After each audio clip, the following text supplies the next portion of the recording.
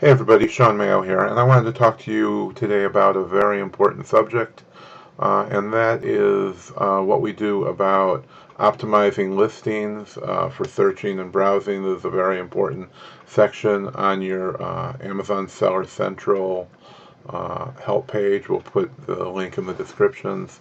And this is very important when you are both creating listings or optimizing listings. Now, I probably wouldn't do this if I only had one or two of an item, but if there's an item we're going to replenish, an item we're newly selling, or we have large volume of, this is definitely something that you need to be very familiar with, as well as the page that talks about prohibited activities and things you should not do in your listings.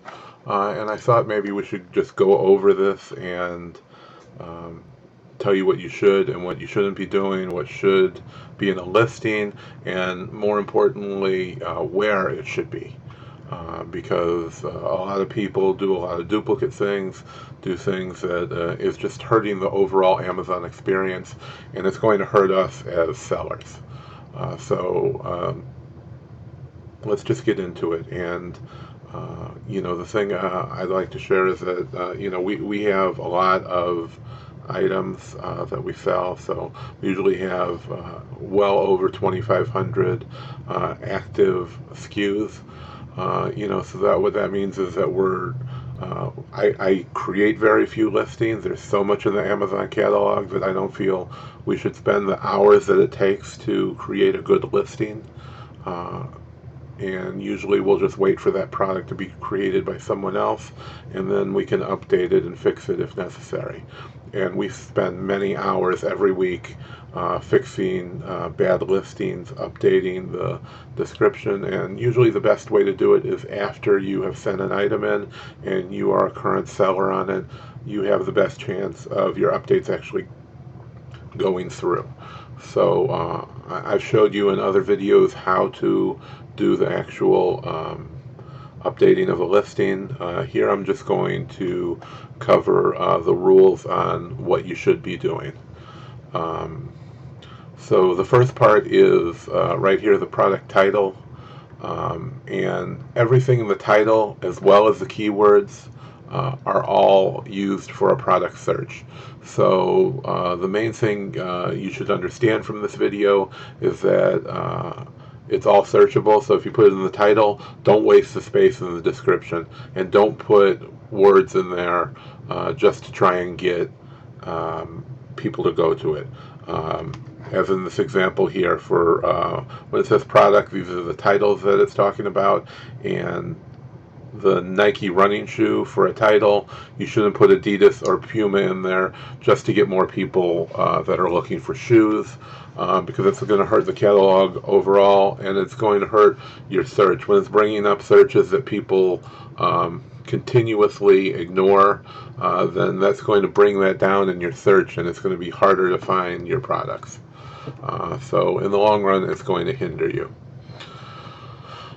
So for the product title, each individual word in the product name or title is searchable on its own. For example, a product called Laura Ashley Sophia Collection 300 Thread Count Pillowcase, then in parentheses, Blue Queen set of 2 is better than blue pillowcases. Of course, we should all know this, but you don't need to repeat words. This isn't eBay, this is Amazon. You need a clear title. Something that's easily readable, not just a bunch of keywords, because we have another place for keywords. This is why Amazon did this, so you don't have to worry about having a title that's not really a title, but is just a keyword section, and that's what eBay has turned into. So here we're going to put a clear, easy-to-read title that people are going to want to go to with all the most important information. So this is because the recommended product name above includes the information: the brand, the product line, the material or key features, the product type, pillowcase, which is pillowcases, the color, the size, and the quantity. Okay, so once again, explaining to you because they definitely find this very important. Information provided in the product description and bullet points is searchable to customers. The product description and bullet points help customers learn key details about your product. These sections should include product-related information in a clear and concise manner. Here is more information on writing good descriptions and bullet points. So there is another section which I'm not going to cover here. You can look this up on your own to improve product details. Amazon provides sellers with an opportunity to include additional product-related keywords in fields such as search terms, subject keywords, style keywords, etc. These keywords should only include relevant information that is not already captured by other fields such as product name, key feature products, product description, brand name, etc. If a keyword provides valuable information about your product, then it belongs in product description or key product features bullet points. For example, for an all-in-one printer, it's better to include scanner and copier terms in the bullet points rather than as search terms in keyword fields. You are not required to provide keywords for your product. Also, there is no additional benefit in providing keywords except when they certain unique information, which doesn't make sense, such as alternative names, abbreviations, etc. That doesn't fit in any other non-keyword fields. So what they're saying here is that everything is searchable. So the product name, the manufacturer, all that information you enter, the title, the description, as well as keywords. So do not repeat any keywords. It's not going to help with your search. So you need to enter the correct information in each section, and then anything that you haven't entered is what we're going to put into the keyword section. Don't provide inaccurate, misleading, or irrelevant information, such as competitor products. As we already covered, don't say Adidas or Puma when you're listing a Nike running shoe. Don't list other brands. Don't list other author names that are similar. This is only hurting the Amazon catalog, and it's only going to hurt your listing. Don't provide misleading or irrelevant information as it is against Amazon's policy. Your listing will be removed and your account will be suspended. Moreover, your product might end up in a wrong browse node and your sales might get affected. Don't provide excessively long content. Providing overlong content can violate Amazon's selling platform policy. Respect the limits that are set for different fields. So Amazon has recently shortened the title limit. So a lot of those had to be shortened or they were just cut off. So always be aware of the title limit. There's plenty of places to enter as much information as you need to, so don't put it in the title. Make the title what it is. It's the title, it's the main description. Just use it for that and don't enter a bunch of excess erroneous information. Don't provide redundant information that is already captured in other fields such as title, author, product description, bullet points, brand. It won't improve your product placement and search results, which we already covered. And when entering several words such as a search term, put them in the most logical order. A customer is more likely to search for big stuffed teddy bears than for teddy stuffed bears. Don't include statements that are only temporarily true. For example, new, on sale, available now. You are creating a listing or fixing a listing for the product. Do not put any information specifically to you. Don't say that it ships from your city. Don't, of course, don't say your seller name. All this is very much against policy. It can get you suspended, and in the long run, you're hurting yourself. This is a listing that's being created for Amazon's catalog. It's not like eBay. It's not just for you. Don't include subjective claims such as amazing, good quality, as most customers don't use subjective terms in their queries. Don't include common misspellings of the product name. Amazon's search engine compensates for customer misspellings and also offers corrective suggestions. Another thing they do is plurals, ing, S with and without, however you spelled it, it's going to look up those other ways. Amazon's search is very good at this. Don't provide variants of spacing, punctuation, capitalization, and pluralization.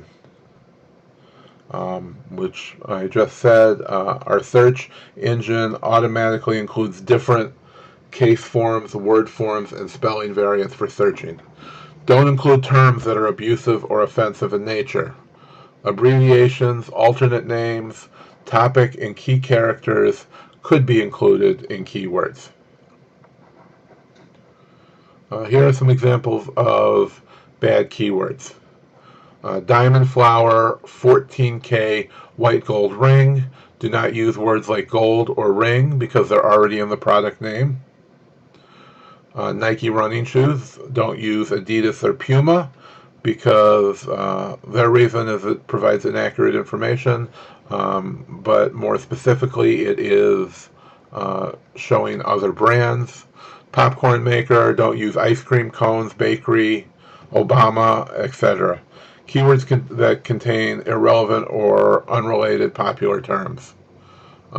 Wood bamboo, temple, wayfarer, sunglasses, green frame.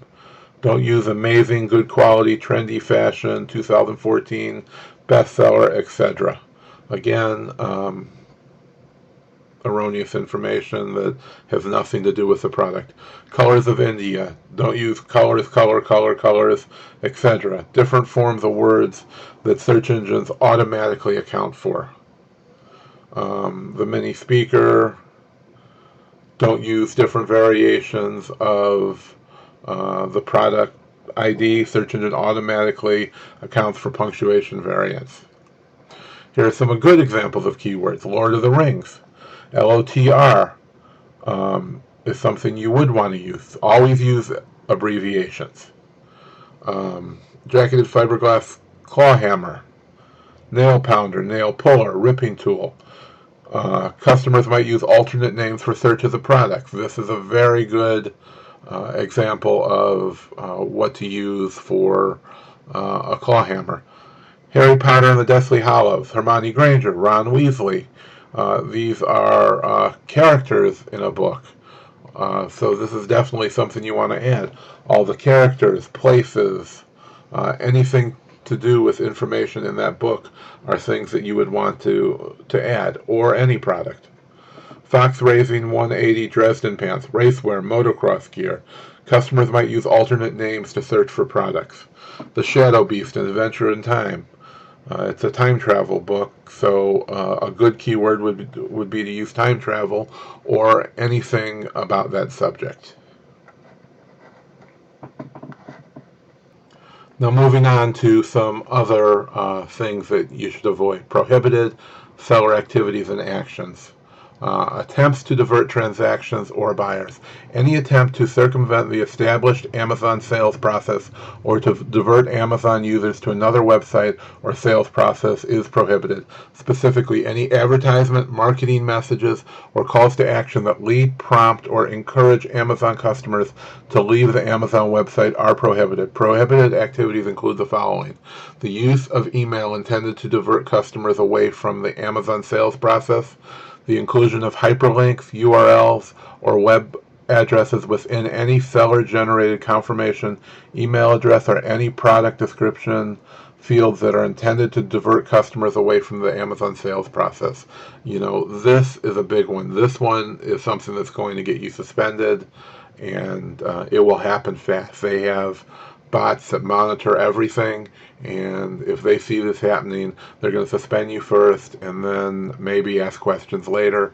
But this is something that they are very strong about, and they don't mess around with this. Don't do this. These are Amazon's customers that they're allowing you to sell their product to, and be happy that you're able to do that. Don't try and steal Amazon's customers away from them. Unauthorized and improper business names. The business name must be a name that accurately identifies the seller, is not misleading, and the seller has the right to use. Furthermore, a seller cannot use a business name that contains an email suffix such as .com, .net, .biz, and so on, as it's leading you away. So, if one of our company names is Mayo Family Sales, you can't have your seller name mayofamilysales.com, so people could go to that website. Improper email communication. Any email communication with customers must be courteous, relevant, and appropriate. Unsolicited email communications with Amazon users, email communications other than necessary for order fulfillment and related customer services, and emails containing marketing communications of any kind, including within otherwise permitted communications, are prohibited. Again, this is you trying to lead their customers away from them. And these are all very big no-nos. Direct email addresses. Buyers and sellers may communicate with one another via the buyer-seller messaging service, which assigns unique Amazon-generated email addresses to both parties. Sellers are prohibited from providing or soliciting direct, non-Amazon-generated email addresses on the Amazon website or correspondence through the buyer-seller messaging system. Operating multiple sellers accounts. Operating and maintaining multiple seller accounts is prohibited. If you have a legitimate business need for a second account, you can apply for an exception to the policy. From the bottom of any page in your seller account, contact support. Now, we do have a second account. I know a lot of bigger sellers who also have too. It's not extremely hard, but you definitely have to have permission first. If you get caught doing it, they're going to suspend both accounts. And then you're going to have to prove something that's very hard to prove, that that they weren't really linked. If they were linked, then you're going to have an even bigger problem if they were done on purpose. If you request, please provide an explanation of the legitimate business need for a second account. To be considered for approval, you must have the following: an account in good standing with excellent customer metrics, a separate email address and bank account, no intention to sell the same products, intention to sell entirely different categories. The inventory sold in each account must be different. So you can never both sell the same product. You can never compete on the same product. Usually the two best ways to do this is if you're approved in sexual wellness, tell them you don't want to sell your sexual wellness with the other products like children's books, baby products, things like that. And your other option is if you have a private label, that you want to launch a private label on a separate account, not to be mixed with your wholesale items. Misuse of the Amazon selling platform. All sellers are able to access and use the Amazon seller platform. If a seller uploads excessive amounts of data repeatedly or otherwise uses the platform in an excessive or unreasonable way, it can create a disproportionate load on the platform and impair the ability of other sellers to easily access and use the platform. If a seller misuses or is making excessive or unreasonable use of the Amazon selling platform, Amazon may, in its sole discretion, restrict or block the seller's access to product feeds or other platform functions that are being misused. So basically it's telling you not to upload a flat file of 100,000 products to Amazon that many people do, or you're going to get suspended. Misuse of ratings, feedback, or reviews. Any attempt to manipulate ratings, feedback, or reviews is prohibited. That means buying ratings, buying feedback. The new rule is that if it's excessive, it's not okay, but they're the ones who say it's excessive.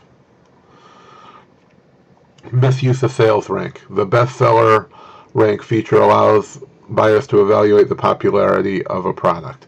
So this is basically, again, giving away too much product to get number one in a category. So maybe you'll stay number one. They don't want people giving away 1,000 of an item just to get that top rank. They want the top sellers to be legitimately top selling. So if you're doing that, know that you're breaking the rules now, and think about it if it's really worth losing your selling account to get a higher rank.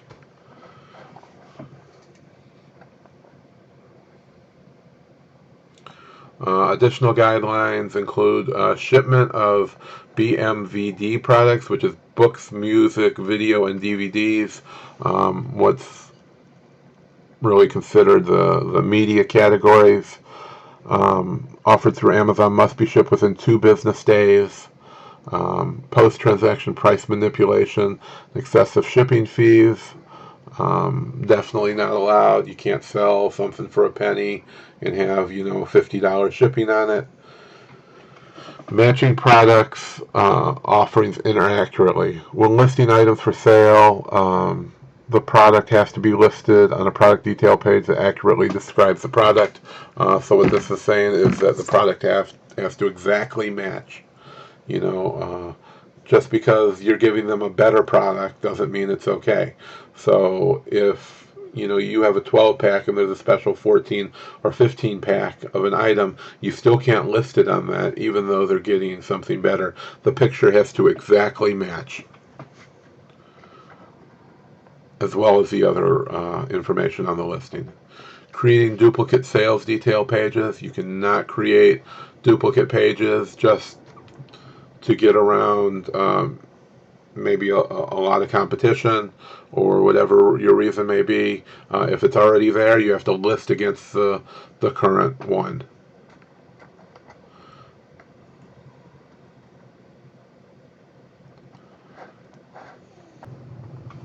So I hope this interpretation of the Amazon rules has helped you, and if it has, I'd love to hear about any problems or ways that this has helped you to grow your business. Like I said, we spend probably at least a dozen hours a week updating listings, going back and checking them. Sometimes we have to update them again if they don't always go through.